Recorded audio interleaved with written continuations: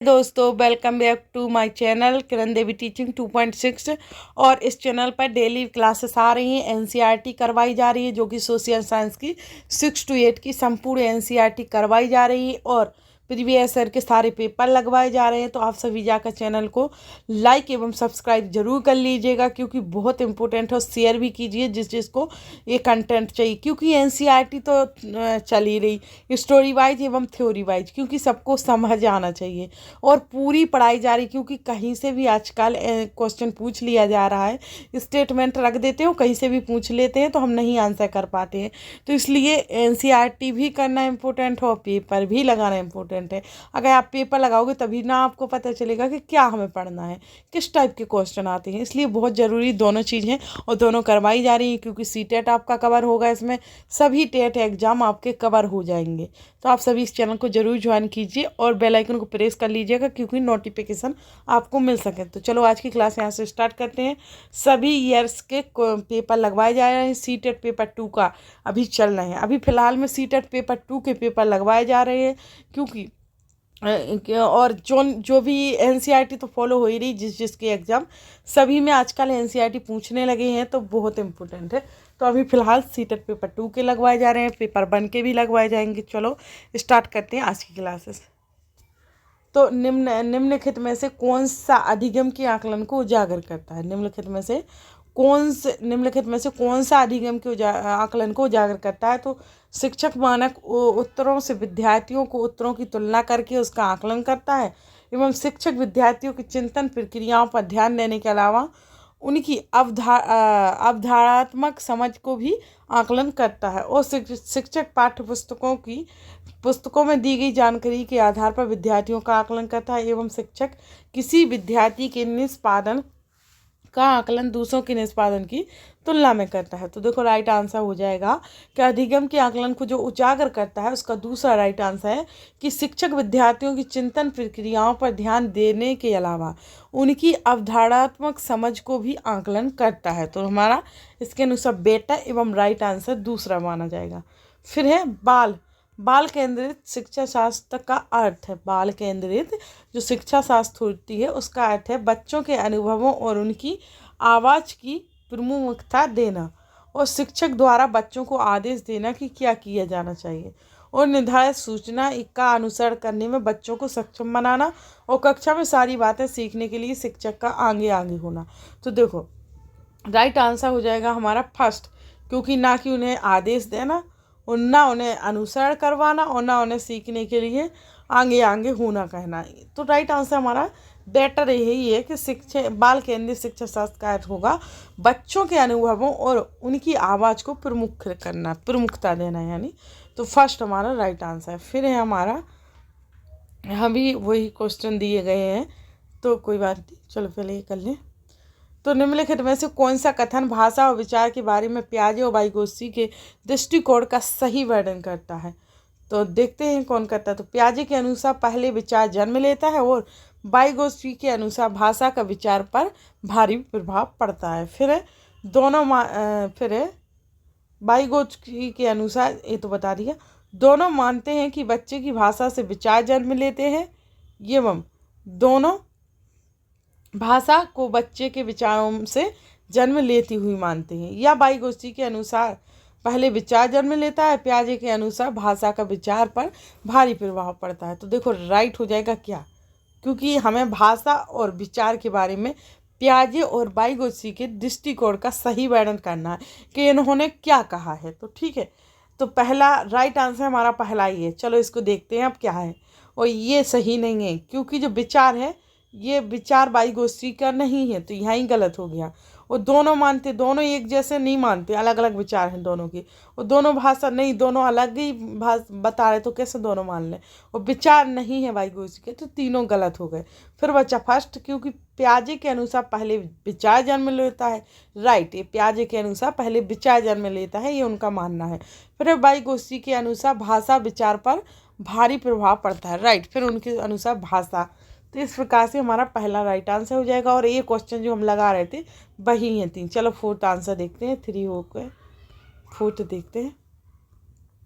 तो विद्यालय यात्रा जाने के लिए पोती को अपने पिता से बहस चलो अब देखते हैं। विद्यालय यात्रा जाने के लिए पोती को अपने पिता से बहस करते हुए देखकर दादी कहती है, तुम अच्छी लड़की की तरह आज्ञाकारी क्यों नहीं हो? तुम लड़कों की तरह व्यवहार करोगी तो तुमसे कौन शादी करेगा? यह कथन निम्नलिखित में से किसको प्रतिबंधित करता है?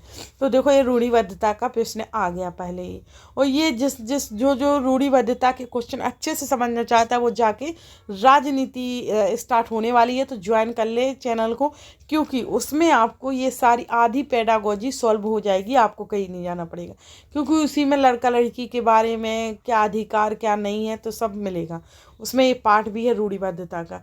तो लड़कियों और लड़कों के स्वभाव के बारे में रूढ़िबद्ध धारणा बनाना, लिंग समरूपता, लड़की के लिंग की गलत पहचान, बच्चों के पालन पोषण के परिवार की कठिनाइयाँ। तो देखो राइट आंसर हो जाएगा हमारा कौन? हमारा हो जाएगा लड़कियों और लड़कों के स्वभाव के बारे में रूढ़िबद्ध धारणा। तो राइट, ये हमारा राइट आंसर हो जाएगा। क्यों हो जाएगा? ये इसलिए हो जाएगा क्योंकि वो रूढ़िबद्ध धारणा बना है। वो बोला कि तुम लड़की होकर ऐसा काम क्यों करती हो लड़कों की तरह, तो रूढ़िबद्ध ही होगा ना। रूढ़िबद्ध धारणा बना रहे हैं मन में, स्वभाव में, यानी अपने स्वभाव में वो चीज़ ला रहे हैं। तो राइट आंसर हमारा फर्स्ट हो जाएगा। फिर है आकलन के बारे में निम्नलिखित कथनों में से कौन से कथन सही है? तो देखते हैं आकलन के बारे में कौन सा कथन सही है। तो आकलन से विद्यार्थियों को यह सदस्यता मिलनी चाहिए कि वे अपनी शक्तियों और रिक्तियों को देख सकें और शिक्षक तदनुसार उन्हें ठीक कर सकते हैं। आकलन तभी सार्थक होता है जब विद्यार्थियों का तुलनात्मक मूल्यांकन भी हो। फिर है आकलन केवल स्मरण शक्ति का ही नहीं, बोधन और अनुप्रयोग का भी होना चाहिए। आकलन तब तक उद्देश्यपूर्ण नहीं हो सकता जब तक उसे भय और चिंता का संचार न हो। तो देखो हमारा राइट आंसर माना जाएगा ये सही है कि रिक्तियों, ना कि एक चीज़, यानी दोनों शक्तियों और रिक्तियों दोनों देख सके, इसका आकलन होना चाहिए। तदनुसार उन्हें ठीक भी कर सकें शिक्षा के अनुसार। ठीक है। फिर है दूसरा आ गया तुलनात्मक मूल्यांकन हो, ये गलत है। फिर है आकलन केवल स्मरण शक्ति का ही नहीं, बोधन अनुप्रयोग का भी होना चाहिए। राइट, तो ये भी सही है।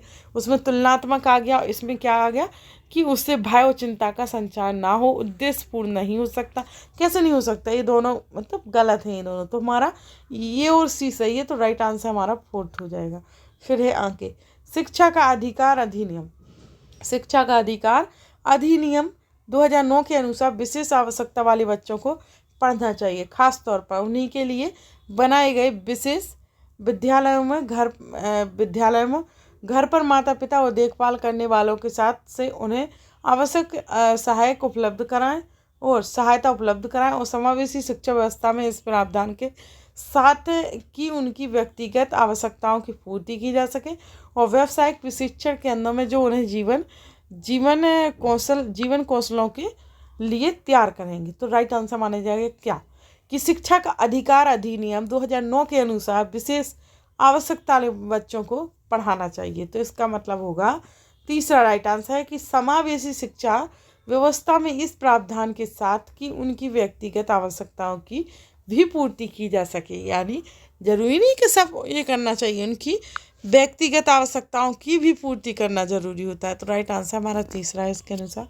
वह जिस कक्ष में विविध पृष्ठभूमि से विद्यार्थी आते हो वहाँ एक प्रभावी शिक्षक कौन सा समूह में व्यक्तित्व भिन्नता को बताने के लिए उनकी सांस्कृतिक जानकारी पर ध्यान देगा। वंचित पृष्ठभूमि के विद्यार्थी को कठिन परिश्रम करने के लिए कहेगा, ये गलत हो गया, कठिन परिश्रम करने के लिए, क्योंकि बच्चों के लिए एक सरल सादा स्वभाव चाहिए, ना कि व्यक्तिगत और कठिन। संस्कृत जानकारी की अनदेखी करेगा और एक गलत है। क्यों संस्कृत जानकारी की अनदेखी को करेगा? सब कुछ समझाना जरूरी है ना।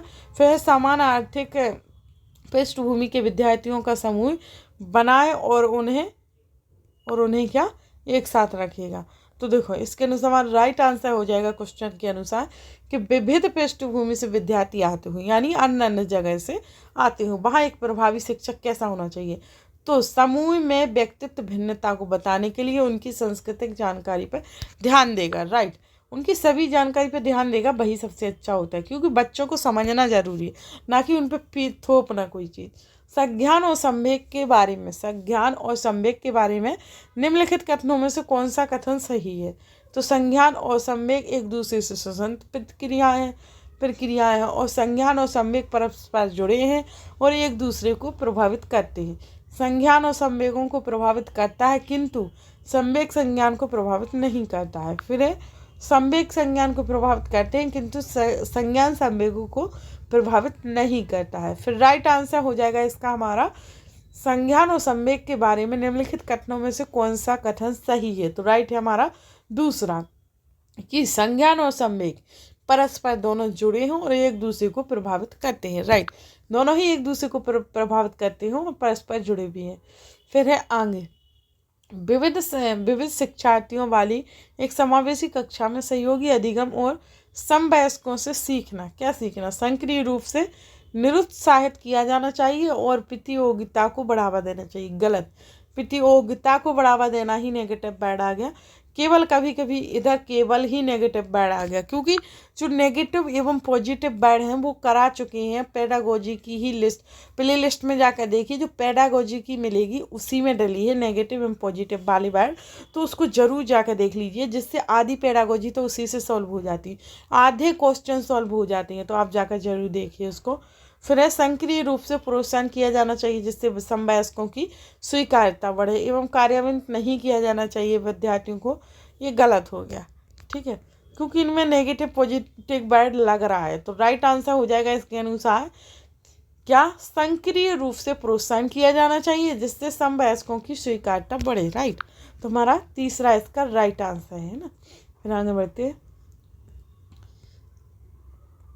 एक शिक्षिका अपनी कक्षा में विविधता को संबोधित कर सकती है। एक शिक्षिका अपनी कक्षा में विविधता को संबोधित कर सकती है भिन्नताओं को स्वीकार करके और उसे महत्व देकर, बच्चों की सामाजिक सांस्कृतिक पृष्ठभूमि का शिक्षा शास्त्रीय संसाधन के रूप में प्रयोग करके एवं विभिन्न अधिगम शैलियों को समायोजित करके मानक निर्देश देकर और निष्पादन हेतु सर्वमान्य मानदंड निर्धारित करके। तो देखो हमारा राइट आंसर हो जाएगा ये बी सी, ना कि डी छोड़ के।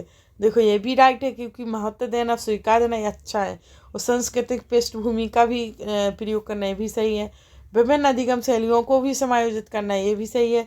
मानक निर्देश, यहाँ मानक वर्ड आ गया तो समझो गलत हो गया क्वेश्चन पूरा। मानक निर्देश नहीं दिए जा सकते हैं, है ना, शिक्षिका एक मानक निर्देश नहीं दे सकती, मानदंड एक गलत हो गया। तो हमारा इसके अनुसार फोर्थ राइट आंसर है ए बी सी।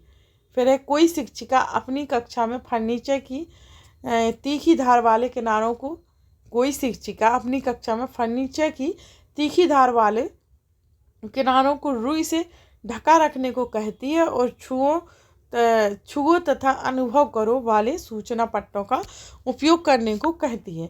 फिर नीचे देखते हैं, कहती है वह किस वर्ग के विशेष विद्यार्थियों की आवश्यकता पूर्ति करने का प्रयास कर रही है। तो श्रवण विकलांग शिक्षार्थी एवं दृष्टि विकलांग शिक्षार्थी एवं सीख ना सकने वाले विद्यार्थी एवं सामाजिक रूप से वंचित विद्यार्थी। तो इसके अनुसार हमारा राइट आंसर हो जाएगा क्वेश्चन के अनुसार, क्योंकि वो क्या बोल रही है पता है, शिक्षिका बोल रही है इनको कि छुओ तथा अनुभव करो, छुओ तथा अनुभव करो फर्नीचर के कोई भी टुकड़ों को। तो समझो आप यहीं से समझ जाओ, तो यानी छुओ यानी श्रवण, यानी आंखें तो है ना, ऐसा तो है नहीं आंखें नहीं है कि हाथ से छुओ बात। तो देखो ये पहला नहीं होगा, ना तीसरा ना चौथा, दूसरा सही है क्योंकि उसकी दृष्टि नहीं होगी इसलिए उसको स्पष्ट करवा के पढ़ा रही है।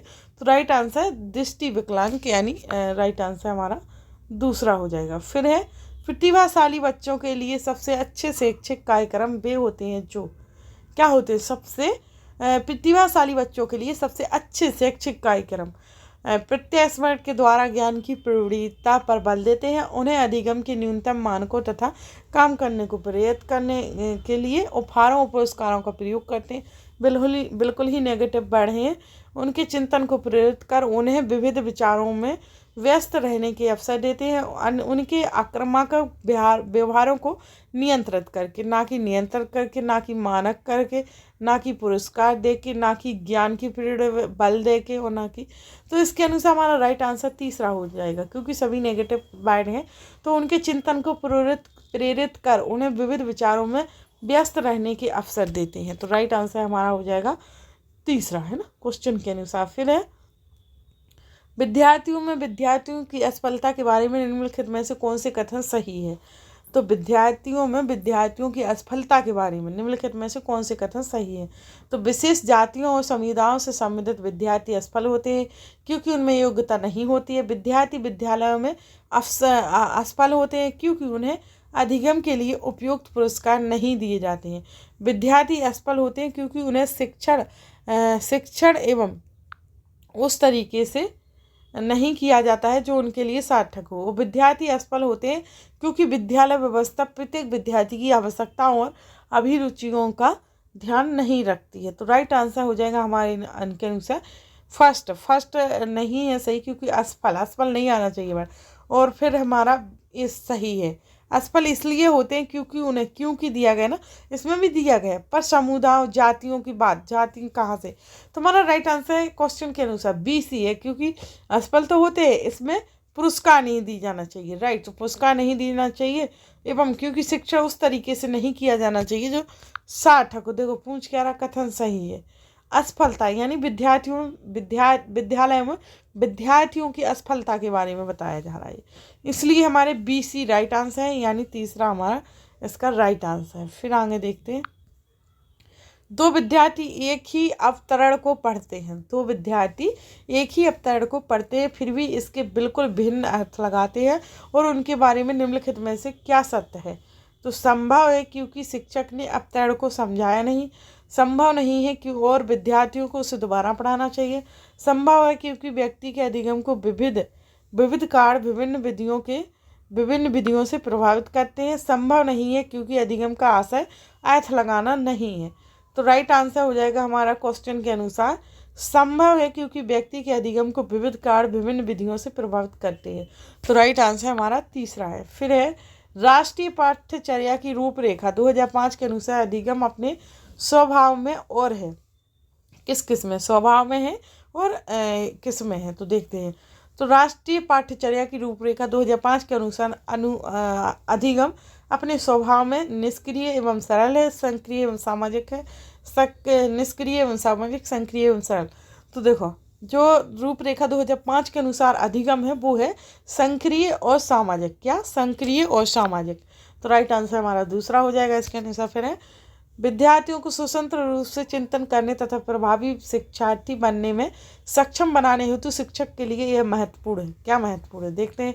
विद्यार्थियों को सिखाना कि किस प्रकार से अपने अधिगम का अनुवीक्षण करे एवं विद्यार्थियों के द्वारा प्राप्त की गई प्रत्येक सफलता के लिए उन्हें पुरस्कार देना गलत वर्ड है, खंडों की जानकारी प्रदान करना, इकाइयों या खंडों और एवं क्या है इधर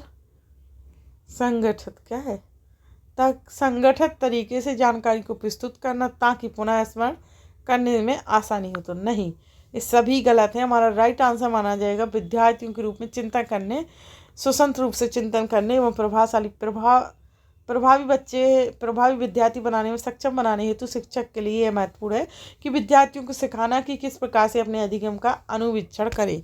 राइट, तो हमारा पहला राइट आंसर है। फिर है यदि कोई शिक्षिका चाहे कि उसके विद्यार्थी समस्या समाधान कौशल प्राप्त कर लें और तो विद्यार्थियों को ऐसे क्रियाकलापों में लगना चाहिए जिनमें प्रत्यस्मरण रटना समझना, रटना गलत हो गया, बहुविकल्पीय प्रश्न वाले, स्त्रीकृत कार्यपात्रक, ड्रिल और अभ्यास, पूछना और तर्क करना और निर्णय लेना। तो देखो राइट हो जाएगा हमारा फोर्थ, क्योंकि बहुत अच्छा है पूछना क्वेश्चन, तर्क करना उनके बारे में और निर्णय लेना। तो राइट आंसर हमारा फोर्थ। फिर है कक्षा तक पहुंचने वाली बच्चों की भोली अवधारणाओं को जानना। कक्षा तक पहुंचने वाली बच्चों की भोली अवधारणाओं को जानना शिक्षक के किसी उद्देश्य की पूर्ति नहीं करता, शिक्षक के हौसले को पस्त कर देता है क्योंकि इससे उसका कार्यभार बढ़ता है और शिक्षक के लिए अपने शिक्षक को अधिक सार्थक बनाने की योजना बनाने में सहायक होता है एवं शिक्षक की योजना और शिक्षण में रुकावट बनता है। नहीं, देखो भोली अवधारणा होती है वो शिक्षक के लिए अपने शिक्षण को अधिक सार्थक बनाने की योजना बनाने में सहायक करता है। राइट, तो हमारा तीसरा आंसर राइट है इसका। फिर है निम्नलिखित में से निम्नलिखित में से कौन से तत्व अधिगम को प्रभावित करते हैं? तो शिक्षार्थी का उत्प्रेरणा, शिक्षार्थी का परिपक्वता, शिक्षण युक्तियाँ, शिक्षार्थी का शारीरिक और संवेगात्मक स्वास्थ्य। तो राइट आंसर हो जाएगा तत्व अधिगम को प्रभावित करता है कौन सा? तो ABCD यानी चारों तत्व करते हैं प्रभावित। तो इसके अनुसार दूसरा हमारा राइट आंसर हो जाएगा ABCD। सार्थक अधिगम है, सार्थक अधिगम है वयस्कों और अधिक सक्षम साथियों का अनुकरण, उद्दीपक तथा उत्तर के बीच युग्म तथा सहचर, दी गई सूचना का निष्क्रिय ग्रहण, निजी अनुभव से ज्ञान की संरचनाओं का सक्रिय निर्माण। तो सार्थक अधिगम वो है जो निजी अनुभवों से ज्ञान की संरचनाओं का सक्रिय निर्माण। तो राइट आंसर हमारा फोर्थ है। फिर है विद्यार्थियों के प्रभावशाली अधिगम। विद्यार्थियों के प्रभावशाली अधिगम के लिए निम्नलिखित में से कौन सा शिक्षक के प्रारंभिक कार्यों में से एक नहीं है? तो विद्यार्थियों की उन धारणाओं को जानना जिन्हें लेकर वे कक्षा में आते हैं, विद्यार्थियों को उपदेशात्मक विधि से सूचना प्रदान करना, विद्यार्थियों से उच्चतर स्तर के प्रश्नों के उत्तर की अपेक्षा करना, विद्यार्थियों को यह सिखाना कि वे अपने अधिगम प्रयासों को कैसे देख और सुधार सकते हैं। तो राइट आंसर हो जाएगा हमारा क्वेश्चन के अनुसार कि शिक्षक के प्रारंभिक कार्यों में से एक नहीं है। कौन सा? विद्यार्थियों को उपदेशात्मक विधि से सूचना प्रदान करना। राइट, तो हमारा दूसरा राइट, इसका आंसर राइट है। विकास के सिद्धांतों के बारे में निम्नलिखित में से कौन सा कथन गलत है? विकास के सिद्धांतों के बारे में निम्नलिखित में से कौन सा कथन गलत है? तो विकास वंशानुगतता और वातावरण के बीच सतत अन्योन्य क्रिया से होता है एवं विकास परिपक्वन और अधिगम पर आधारित होता है। प्रत्येक बच्चा विकास के चरणों से गुजरता है, फिर भी बच्चों में व्यक्तित्व भिन्नताएं बहुत होती हैं। विकास एक परिणात्मक प्रक्रिया है जिसका ठीक ठीक मापन हो सकता है। तो राइट आंसर हो जाएगा कि विकास के सिद्धांतों के बारे में निम्नलिखित में से कौन सा कथन गलत? तो गलत हमारा ये है कि विकास एक परिणात्मक प्रक्रिया है जिसका ठीक ठीक मापन हो सकता है, ना कि मापन होता ही नहीं है विकास का, जबकि इसलिए हमारा फोर्थ आंसर गलत का वर्ग भाई गलत। तो राइट आंसर वही होगा। फिर है खाली स्थान, यानी क्या तथा क्या की विशिष्ट अन्योन्य क्रिया का परिणाम विकास के विभिन्न मार्गों और निष्कर्षों के रूप में हो सकता है। तो वंशानुक्रम तथा पर्यावरण या चुनौतियां तथा सीमाएं, स्थिरता तथा परिवर्तन, खोज तथा पोषण। तो राइट हो जाएगा हमारा फर्स्ट कि वंशानुक्रम तथा पर्यावरण की विशिष्ट अनुक्रिया का परिणाम विकास के विभिन्न मार्गों और निष्कर्षों के रूप में हो सकता है। तो पहला हमारा राइट आंसर है। फिर है विद्यालय और समाजीकरण के बारे में निम्नलिखित में से क्या सत्य है? विद्यालय और समाजीकरण के बारे में निम्नलिखित में से क्या सत्य है? तो समाजीकरण में विद्यालय की कोई भूमिका नहीं होती। विद्यालय समाजीकरण का एक महत्वपूर्ण कारक है। समाजीकरण में विद्यालय की बहुत थोड़ी भूमिका होती है। विद्यालय समाजीकरण का पहला मुख्य कारक है। तो राइट आंसर हो जाएगा हमारा इसके अनुसार दूसरा कि विद्यालय समाजीकरण का एक महत्वपूर्ण कारक है। राइट, तो हमारा दूसरा राइट आंसर है। फिर जीन पियाजे के संज्ञानात्मक विकास के सिद्धांत के बारे में निम्नलिखित कथनों में से सही कथन कौन सा है? देखते हैं जीन पियाजे के संज्ञानात्मक विकास के सिद्धांत के बारे में निम्नलिखित कथनों में से सही कथन कौन सा है? तो पियाजे ने संज्ञानात्मक विकास के 5 स्पष्ट चरण प्रस्तावित किए हैं और पियाजे का तर्क है कि संज्ञानात्मक विकास चरणों में आगे बढ़ने की अपेक्षा निरंतर होता है एवं किसी चरण को छोड़ा नहीं जा सकता क्योंकि ये चरण स्थिर है। बच्चों के सांस्कृतिक आधार के अनुसार इन चरणों का क्रम बदला जा सकता है। तो देखो सभी जोड़कर दूसरा राइट आंसर है कि पियाजे के अनुसार पियाजे का तर्क है कि संज्ञानात्मक विकास चरणों में आगे बढ़ने की अपेक्षा निरंतर होता है। तो राइट आंसर हमारा दूसरा है। फिर जीन पियाजे के द्वारा प्रस्तुत संरक्षण के प्रत्यय से तात्पर्य है कि कुछ भौतिक गुणधर्म वही रहते हैं चाहे बाहरी आकृतियां बदल जाएं। वन्य जीवन और वनों का संरक्षण बहुत महत्वपूर्ण है। परिकल्पना पर विधिवत परीक्षण से यही निष्कर्ष पर पहुंचा जा सकता है। तो राइट आंसर हमारा यही है, आगे बढ़ने की जरूरत नहीं है कि जीन पियाजे के द्वारा प्रस्तुत संरक्षण के प्रत्यय से तात्पर्य है। तो तात्पर्य है पहला आंसर राइट है। कुछ भौतिक गुणधर्म वही रहते हैं चाहे बाहरी आकृतियां बदल जाएं, क्योंकि कुछ गुणधर्म वही रहते हैं चाहे बाहरी आकृतियां बदल जाएं। ठीक है। फिर है लेब वाइगोत्स्की के अनुसार। लेब वाइगोत्स्की के अनुसार देखते हैं क्या है। तो इनके अनुसार भाषिक भाषा मानव चिंतन के स्वभाव को बदल देता है। वयस्कों और साथियों से अनोन क्रिया करने का भाषा के विकास में कोई प्रभाव नहीं पड़ता। भाषिक विकास में संस्कृत की भूमिका बहुत कम होती है। बच्चे भाषा अर्जन की एक युक्ति से कोई भाषा सीखते हैं। तो देखो वाइगोत्स्की के अनुसार तो भाषा ही प्रथम है। तो भाषा भाषिक विकास मानव चिंतन के स्वरूप को बदल देता है। तो उनके अनुसार पहला राइट आंसर है लेब वाइगोत्स्की के अनुसार। हमारा लास्ट क्वेश्चन एवं अंतिम क्वेश्चन। तो लॉरेंस कोहलबर्ग के नैतिक तर्क के सिद्धांत की अनेक बातों के लिए आलोचना की जाती है कि इस आलोचना के संदर्भ में निम्नलिखित में से कौन सा कथन सही है। लॉरेंस कोहलबर्ग के नैतिक तर्क के सिद्धांत की अनेक बातों की आलोचना की जाती है। उसके अनुसार अपनी सिद्धांतिक रूपरेखा पर पहुंचने के लिए कोहलबर्ग ने प्याजे के सिद्धांतों को दोहराया है और कोहलबर्ग ने नैतिक तर्क के प्रत्येक सोपान के लिए विशेष उत्तर नहीं दिया। कोहलबर्ग का सिद्धांत बच्चों के प्रत्युत्तरों पर ध्यान केंद्रित नहीं करता है और कोहलबर्ग ने अपने अध्ययन को मूलतः पुरुषों के नमूनों पर आधारित रखा है। तो राइट आंसर हमारा है फोर्थ है कोहलबर्ग के अनुसार। तो कोहलबर्ग ने अपने अध्ययन को मूलतः पुरुषों के नमूनों पर आधारित रखा है। तो इस प्रकार से हमारा राइट आंसर फोर्थ है। तो हमारे 30 क्वेश्चन पेडागोजी के और कम से कम 15 क्वेश्चन है हिंदी के एवं 60 क्वेश्चन सोशल साइंस के। इस प्रकार से डेली क्वेश्चन कराए जाते हैं और NCERT थ्योरी सहित स्टोरी वाइज चल रही है। तो आप सभी जाकर ज्वाइन कर सकते हो प्लेलिस्ट में और सभी को शेयर कीजिएगा, लाइक सब्सक्राइब कर दीजिएगा, बेल आइकन को प्रेस कर लीजिएगा। चलो आज की क्लास यही समाप्त करते हैं, अगली क्लास का वेट कीजिएगा। Thanks to for watching video.